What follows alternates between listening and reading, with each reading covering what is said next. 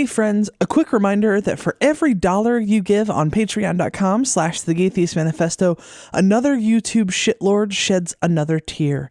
And we all know how delicious YouTube shitlord tears are. So head to patreon.com/thegaytheistmanifesto and let's keep making the YouTube shitlords cry. Your source for news, commentary, discussion, and debate at the intersection of the atheist movement and the LGBT rights movement. This is the Gay Theist Manifesto.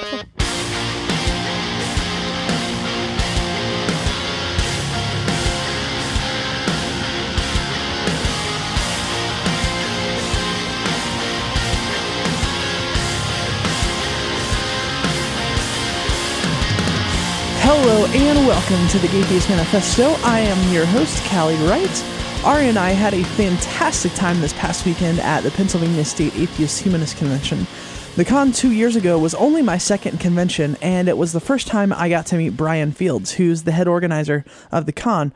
And I remember talking to him a little bit at Bill and Susie Robbins' house, and I mentioned my background as an audio engineer, and he told me then, we're always looking for volunteers to help with that kind of thing. And I remember thinking to myself that actually, my goal is to be invited to speak at the next one. We'll see what happens. And I was invited to speak at this one, and it was a really good feeling. The title of my talk for this con was My Vagina, a Love Story. And I'm going to play the audio of my talk for you as this week's episode. As has become my style for con talks, it's a deeply personal story, and this is one of only 2 times I've gone on stage with no slides and just told stories. I hope you enjoy it as much as I enjoyed giving it.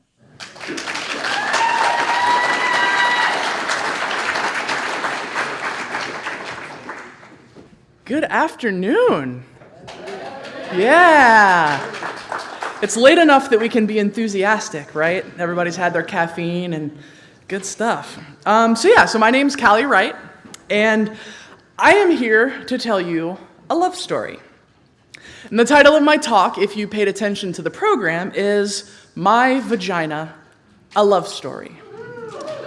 Because what better way to demonstrate that we shouldn't make a big deal of trans people's genitals than for a trans woman to show up to a conference to talk about her genitals, right?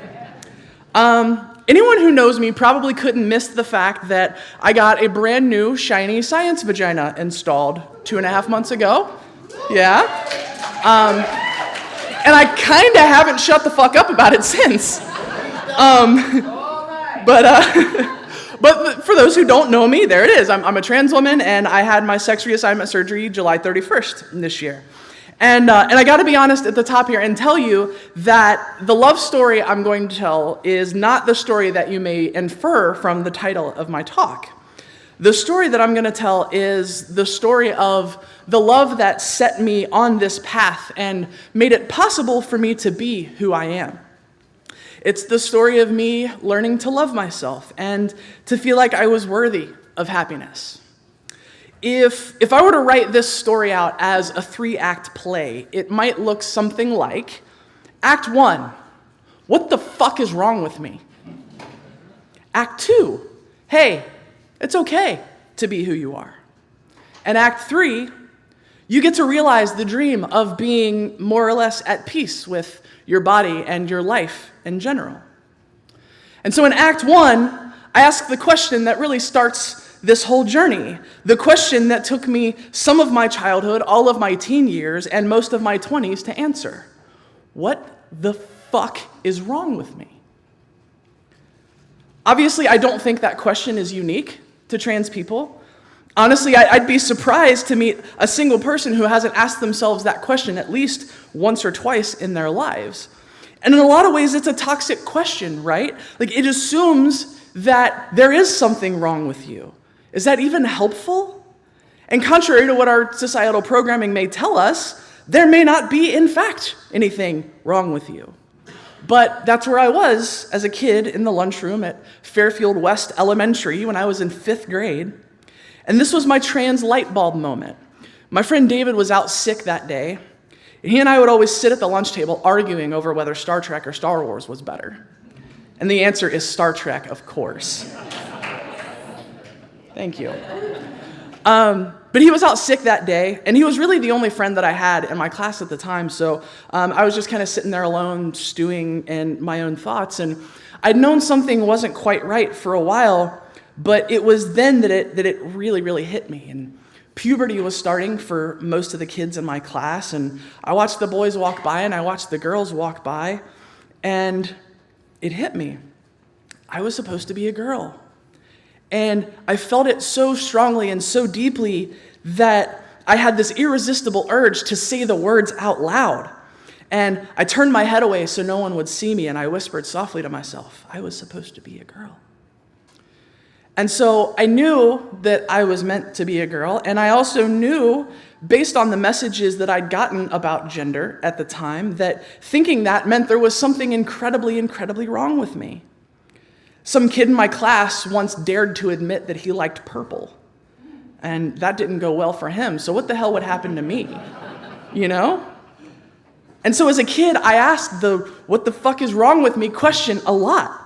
Because 20 odd years ago, there was no messaging I got anywhere in society that allowed me not to assume there was something seriously wrong with me. And despite all this, that year I got just a little brave. And I suggested to my mom that I wanted to be a girl for Halloween. And this isn't an uncommon thing for closeted trans folks to do. I figured if there was a way I could pull off dressing and looking like a girl without giving away my secret, this was the way to do it. And my mom loved it. My mom ate it up. My friends thought it was hilarious. And of course, I had to play along about how hilarious it was. And my mom went out and bought the biggest, most hilariously huge bra she could find, and we filled it with water balloons. And she got this kind of cute, like fake denim dress from JCPenney and a cheap wig from a Halloween store. And it's a deep regret in my life that I don't have pictures left over from that because I looked fucking ridiculous. Like, of course I did. But I loved every minute of it. And the next day, I had to put it all away and pretend that was the end of it. That wasn't a fun day. What the fuck is wrong with me? My cousin Mark and I used to be super, super close. And he spent the night at my house one time, and we got to talking about Halloween costumes. And this was just a few months later. And I decided that I was going to start trying on Halloween costumes for the next year. And of course, this was code for I want an excuse to find some of my mom's clothes to try on. And my mom had this closet cabinet thing in the basement just outside my room, and I went rooting through it to find a dress that I liked, and I found this super cute floral thing that weirdly enough seemed to fit me, so I tried it on, and Mark laughed at me, and he told me that when you grow up, you're going to end up as a crossdresser. Like, that's a bad thing. And without being unnecessarily petty, I'll just say that I think my life choices and his life choices have illustrated to me that I was on the right side of that equation. But his judgment still hurt. What the fuck is wrong with me, right? A few years later, I ended up living with my aunt for about a week. Her husband was out of town for his job, and she was afraid of being alone, so I stayed with her to keep her company. And this was awesome for me because my aunt had HBO, and HBO had porn. So this was a win-win situation, right? She got company, I got porn, it was win-win. And I stayed in her basement. She had this big-ass console TV with an original Atari and like 50 games, and of course, the aforementioned HBO with the aforementioned porn. And as kids tend to do, I got to exploring her house a little bit. And she had these bins of clothes that she never wore stacked underneath the basement stairs. And I got curious, and I started digging through those boxes. And I found this super cute, skimpy bikini thing in one of these boxes. And, knowing what I know about myself, knowing, like, my aunt's already in bed, if she opens the door and comes downstairs, like, this is my chance, right? So I took all my clothes off, and I tried to get this bikini on. And it's 100% as awkward as the picture you have in your head. And so after spending, like, 20 minutes as a contortionist trying to get this thing on, I had a good look at myself in the mirror, and I got just a split second of, wow, this is awesome, before my brain ran in to ask me just what the fuck was wrong with me. And of course, I was overwhelmed by guilt and shame. Like, I was a boy, not just wearing girls' clothes, but a bikini. Come on, what the fuck is wrong with me? And in Act 2 of my story, I start to think that maybe it might be okay that I'm different. I was already a Star Trek fan at the time, And of course, this was well before Netflix or any of that kind of stuff. And my mom didn't have the money to rent me all of the VHS tapes or buy the VHS tapes. Like, I just had to catch them when they came on TV, right? And Star Trek appealed to me for a lot of reasons that I could probably do the rest of this weekend of a talk on why I like Star Trek. But for the purposes of this talk, I'm just going to mention one. And Star Trek was the first time that I ever saw a world where people being different didn't matter. And in fact, a lot of times, people being different was something to be excited about. And so for obvious reasons, this was very appealing to me. And then I saw an episode of Star Trek: The Next Generation called The Outcast. And the short version of the story is that the first officer meets and falls in love with a member of a species that has no concept of gender. And this episode was meant to be an allegory for homosexuality, but it stumbled onto a lot of commentary about trans issues as well. And they have the awkward conversations like, how do you have sex? How does procreation work? Who leads when you dance? The 90s references to the battle of the sexes. And eventually it's revealed that Commander Riker's love interest is actually one of a member of her species that occasionally is born with gender. And this is seen as a backwards and anachronistic thing and a defect to be corrected by intensive psychological treatment. You're seeing the parallels, right? And she's found out by her government, and she's whisked away by the authorities to be cleansed of her unclean urges. And there's a trial scene where she's commanded to admit her perversion and acknowledge her need for help fixing what's wrong with her. And in this scene, she delivers a monologue that changed my life. I am female. I was born that way. I've had those feelings, those longings all of my life. It is not unnatural. I am not sick because I feel this way. I do not need to be helped. I do not need to be cured. What I need, and what all of those who are like me need, is your understanding and your compassion. We have not injured you in any way, and yet we are scorned and attacked, and all because we are different. What we do is no different from what you do. We talk and laugh. We complain about work. We wonder about growing old. We talk about our families and we worry about the future. And we cry with each other when things seem hopeless. All of the loving things that you do with each other, that is what we do. And for that we are called misfits and deviants and criminals. What right do you have to punish us? What right do you have to change us? What makes you think you can dictate how people love each other? And of course, there's never any single thing that fixes all of your problems for you, but this was the first time I'd ever received a clear message that there may not, in fact, be something the fuck wrong with me. And it still took me until I was 28 to come out. I had a very sizable what the fuck is wrong with you shaped hole to climb out of. And I want to make it clear that there were never any outright hateful messages that I'd gotten from my close friends or my immediate family that would make me think they wouldn't accept who I was. For most of my life, being trans was something that the people in my life just had no concept of. And my fear was for society and the rest of the world and what it would mean for my life if I came out and transitioned. And in a lot of ways, my story after coming out is sort of the culmination of all of the times my friends and my family simply created space for me to be who I was. And the story of me getting from what the fuck is wrong with you to, yeah, it's fine that you are who you are, is a story of hundreds of interactions with the people in my life that very slowly chipped away at the idea that there was something wrong with me. And in Act 3 of my story, I get to finally become the person I've always known myself to be. And I owe that to several acts of astonishing love, kindness, and generosity. I'll never forget the first time a stranger looked me in the eye and told me there was nothing wrong with who I was.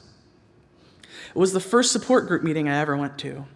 And I'd come out to at least one or two of my friends previous to this, and they'd been amazingly loving and supportive, and they gave me the courage to go seek out other people who were like me in person. And so I found a local support group, and I resolved that I was going to go. And I sat in the parking lot shaking and crying because I was so scared. I was more scared than I'd ever been in my life. What the hell was I going to find inside this place? I still had a lot of internalized transphobia at the time. Was I going to go in and these people were just going to be a bunch of weirdos I didn't want anything to do with? What if they didn't like me? What if I'm not trans enough? Am I supposed to dress up? Are they going to be weirded out by the fact that I was still presenting as a dude and using my birth name? And a good friend of mine called me. She knew I was planning to do this, and she knew it was about time. And she was actually the first person that I'd ever confided in about being trans. And she said, Callie, with all the love I can muster, hang up the fucking phone, get out of your fucking car, and go inside. So I did. And of course, I went inside, and I met real people. Some of whom were great, and some of whom who later turned out to be awful, but people who had the same experience as me. And I think almost anyone can recognize the value of being among your people, right? I mean, we're all here at this conference. And they went around the circle, and people told their stories and talked about the things they were struggling with, and it came to me, and I didn't know what to say. And if you know anything about me, I'm not usually a person at a loss for things to say. But I didn't know where to start, right? So I just sort of stumbled through some of the stories I told at the beginning of this talk, and I ended with something along the lines of, I'm not really sure where that leaves me, but I'm pretty sure I'm trans, and I don't really know what to do about that. And the woman leading the support group was sitting just to my left, and she looked me dead in the face, and she said, well, that's okay. It's okay to not be sure where you're at or where you're going. That's why we're here. We're not here to direct you or influence you or tell you what to do. We're here to hold your hand and help you through whatever your journey ends up being. And it's one thing to hear that from people who already love and support you, but hearing it from a stranger, someone who exists out there in the world, that was a different thing entirely. And of course, my self-doubt wasn't totally erased, but this gave me the boost I needed to set the rest in motion. And of course, we're talking about actually transitioning now, and this is the scariest and most exciting thing ever. And it's important to know that transition is not always pretty. There's not always a straight line from who I was to who I want to be. It's scary, it's complicated, and sometimes it's soul-destroying. But of course, the ultimate outcome is hopefully a positive one, right? We finally get to be the person we've always known ourselves to be. We use a name that fits us better. We use pronouns that fit us better. An outside appearance that fits us better. Social and emotional interactions that fit us better. But getting there, at least for me, was a process of both soaring happiness and soul-destroying disappointment and a constant roller coaster ride between the two. And I could take the entire rest of this weekend to talk about the process in depth, but the title of the talk has the word vagina in it, right? So let's go there. Of course, one of the ultimate messages that we get in society as trans people is that it's a sign of some kind of dangerous mental defect that we want to change our bodies in this way. And to be honest, I had sort of a weird cognitive dissonance in my head about this for a while. On one hand, I knew I wanted hormones, and I knew I probably wanted breast implants, and that was all fine and normal in my head, but getting your penis surgically turned into a vagina, that's crossing the line. There's got to be something wrong with someone who wants to have that kind of change made to their body. And on top of that, it seemed like something that would be entirely out of my reach anyways. I had no idea that insurance would ever cover it. I didn't have insurance at the time, and self-paying for that kind of surgery is like $20,000 or $30,000. But in retrospect, what I was really doing was talking myself out of it because I thought I'd never be able to get it. I'm not a wealthy person. At the time, I hadn't had insurance for 10 years, and I didn't see any prospect of getting it soon. And it was overwhelming, thinking about the cost of the surgery and all the ancillary stuff like travel and food and money for bills while I was recovering and so on. But deep down, I knew I needed this. And I knew sex had always been awkward, and on some level, I even understood why sex had always been awkward. The first time I was ever penetrated during sex, I knew this is what needs to happen. But pretending that I didn't need it was less painful than acknowledging that need and knowing that I'd never be able to do it. And as luck would have it, I ended up getting a different job with insurance that covered surgery about a year after this. Now, another thing that you might know, if you're someone who's been following my endless barrage of vagina updates, is that my fiancée Celeste and I had our surgeries at roughly the same time. Mine was about a week after hers. Expressions of awe at the cuteness of that are enthusiastically encouraged. Thank you. And it may seem like this huge romantic gesture and this like really cute thing to do together, but the truth is our reasons for doing it were mostly practical. If we did it separately, we'd have to wait a year apart, and we'd have to each take the time off work to care for each other, and we'd have to pay for travel and lodging and food and all that twice. So for some of the practicalities and the logistics, it made sense to do it this way. But again, we're not rich. Like, money was still a huge thing for us. And I did some math, and I figured out that this whole ordeal was going to cost us about $20,000. And this was made possible by yet 3 more acts of astonishing love and generosity. My dad passed away almost exactly a year ago. He and I never really had much of a relationship. We did talk for a period of time, and the entire set of circumstances is way beyond the scope of this talk, but suffice it to say it was a really complicated situation. But I was in contact with his side of the family, and they'd never been anything but amazing to me, and my uncle had financial guardianship over my dad, and when he died, my uncle passed all the money my dad had on to me. And I was told that was the plan from the beginning. There was some level of knowledge that my dad's life probably wouldn't be a long one. And this started with my grandma. She's been dead almost 10 years now. And the plan was always that whatever money there was, when my dad died, would come to me. And there's no way to make up for my dad's absence in my life, right? But it was something.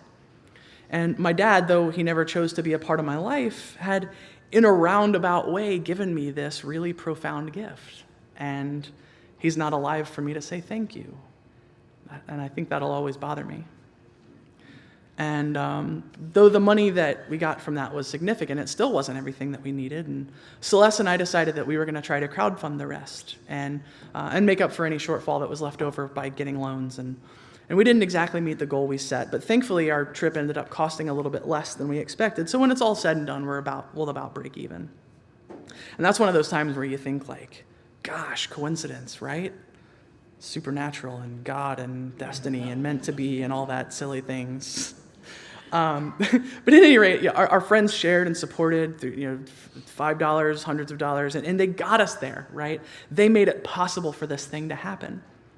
And of course, the third radical act of love came from our moms, who each took weeks of their time to fly out to California and take care of us. And they helped us with cooking and going to the bathroom and cleaning ourselves and emotional support. And they sat with us in hospital rooms and exam rooms and learning all of the intimate details of our genitals and our surgeries and our recoveries and doing everything they could to help us get through this long and difficult process. And to them, it was an obvious thing. They're moms. It's what moms do.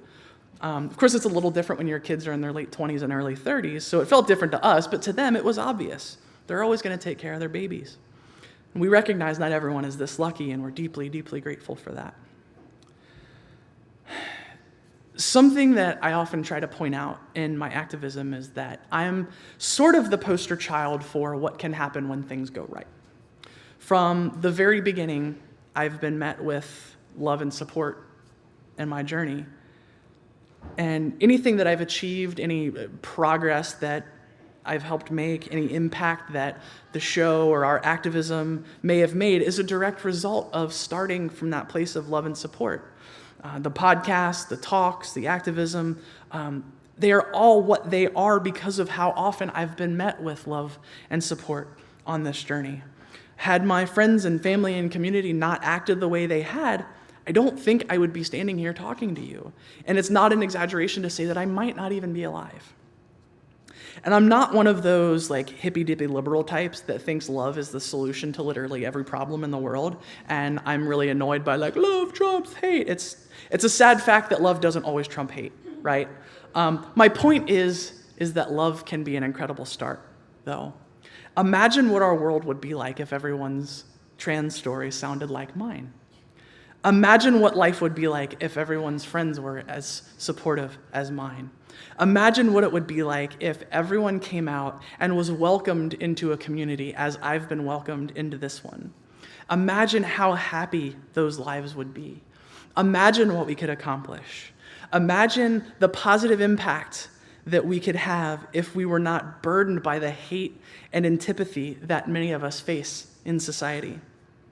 So I encourage you to imagine what this world could be like. And I encourage you to think on what you might be able to do to help create such a world. And I encourage you to go out and do that thing. Thank you.